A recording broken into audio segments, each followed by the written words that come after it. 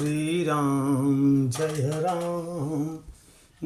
जय राम, जय जय विघ्न हरण हनुमान। भक्तराज हनुमान भाग 11। हनुमान ने कहा, माता, मैंने कहा न कि भगवान मेरी बात सुनते ही चल पड़ेंगे, परंतु उनके आने की क्या आवश्यकता है। मैं आज ही आपको इस दुख से मुक्त करता हूँ।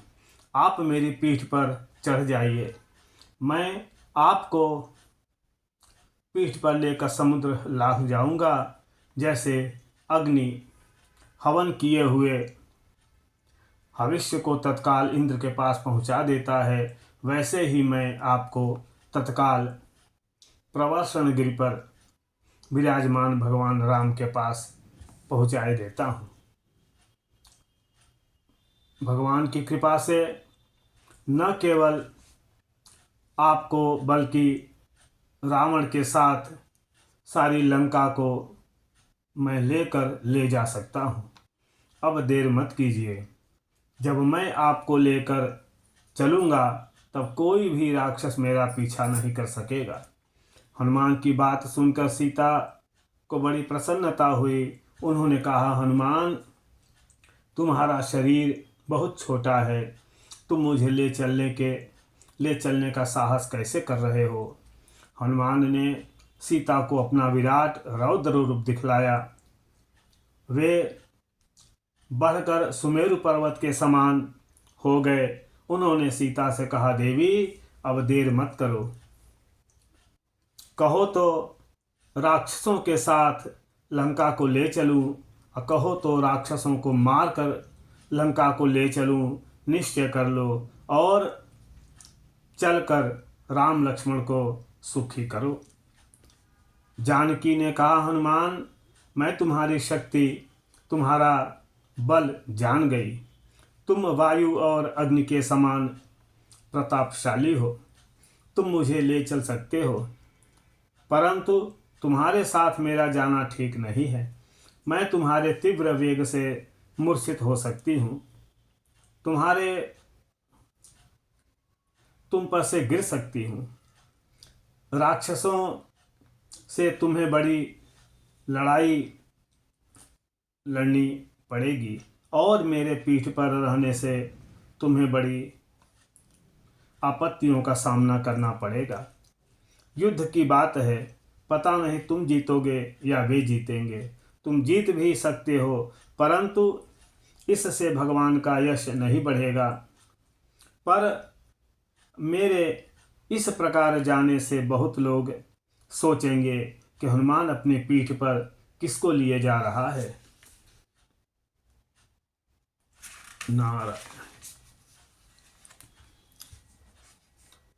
एक ही क्षण के लिए सही उन्हें हमारे चरित्र पर शंका हो सकती है। सीता ने और भी बहुत से कारण बतलाते हुए कहा,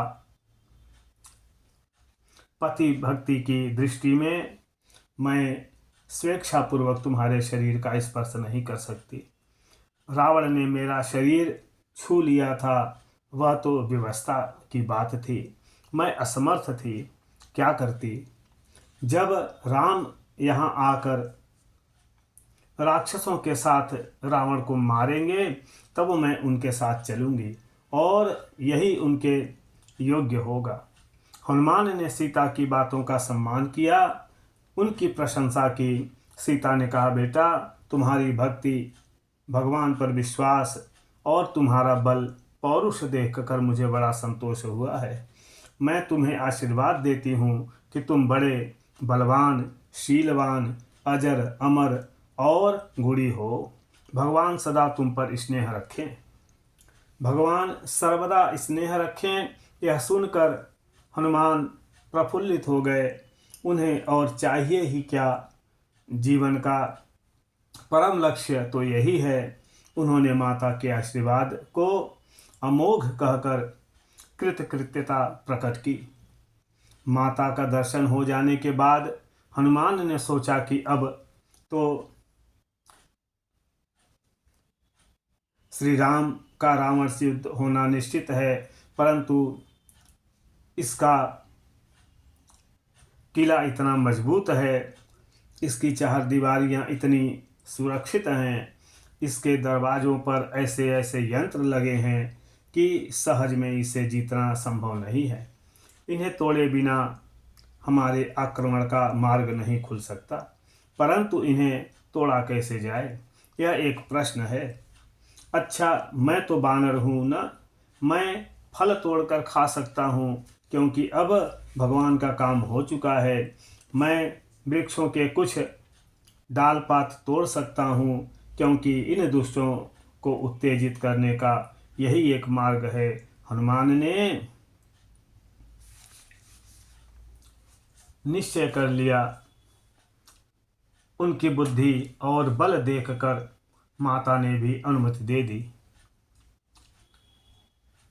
बाग के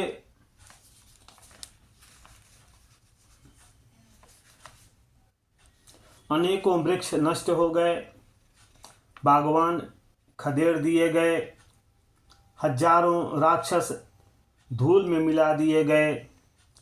एक घूंसे से ही अक्षय कुमार की हड्डी पसली चूर चूर हो गई। सारी लंका में तहलका मच गया। रावण पहले तो स्वयं ही युद्ध करने के लिए आ रहा था, परंतु मेघनाद ने उसे रोक लिया। वह आया, हनुमान के प्रहार से उसके प्राणों के लाले पड़ गए। उसने घबराकर ब्रह्मास्त्र का प्रयोग किया। यद्यपि ब्रह्मा के वरदान से हनुमान ब्रह्मपाश से मुक्त थे, तथापि उन्होंने सोचा कि ब्रह्मपाश का अपमान नहीं करना चाहिए और रावण की सभा में चलकर भगवान की महिमा सुनानी चाहिए, जिससे राक्षस भयभीत हो जाएं। वे स्वयं ही ब्रह्मपाश में बंध गए।